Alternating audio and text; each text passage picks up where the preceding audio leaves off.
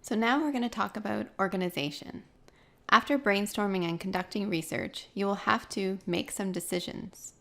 For myself, I find that I have to step back and walk away from everything for maybe a day or two, and then I can look at all my material with a fresh eye or a fresh perspective.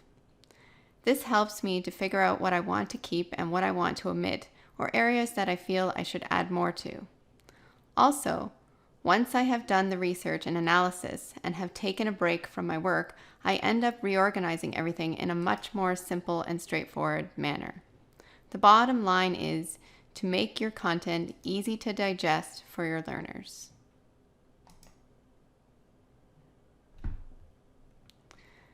Now that you have made some decisions about the content you want to include, you need to begin thinking about what the overall outcomes will be.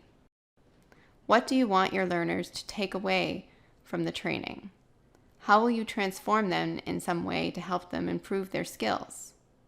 With that being said, I like to start with a content skeleton, which is how I describe creating an outline of the slides or the topics inside your lesson or inside your course. Since this course is about storyboarding, naturally you want to create this content skeleton inside your storyboard. If you're using PowerPoint, for example, you could have each slide represent one part of the skeleton and then build on it from there. You will also need to determine the learning objectives of each lesson that will lead to the overall goal of the course. As a former educator and instructional designer, I know how important it is to formulate precise objectives as you develop your content. However, I generally find it easier to write them after I have storyboarded the content for a lesson. For example, with this second lesson you are now taking, I started out with a general idea of what I wanted to cover, which was developed through brainstorming and research.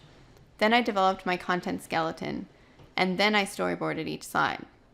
Towards the end of developing the storyboard for this second lesson, I then went to my learning objectives screen and formulated what you would specifically be learning during this part of the course.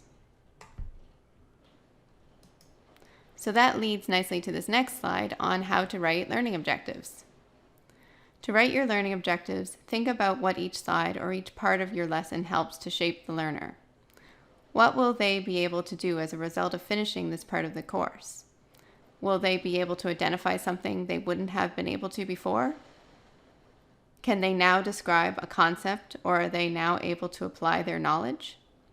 To help you with this part, here is a list of a few common keywords to help formulate your learning objectives. Describe, identify, and define are examples of words to use when presenting ideas that you want your learners to know. Apply, explain, and calculate are examples of words to use when you want your learners to make connections with what you are teaching and have a higher level of understanding.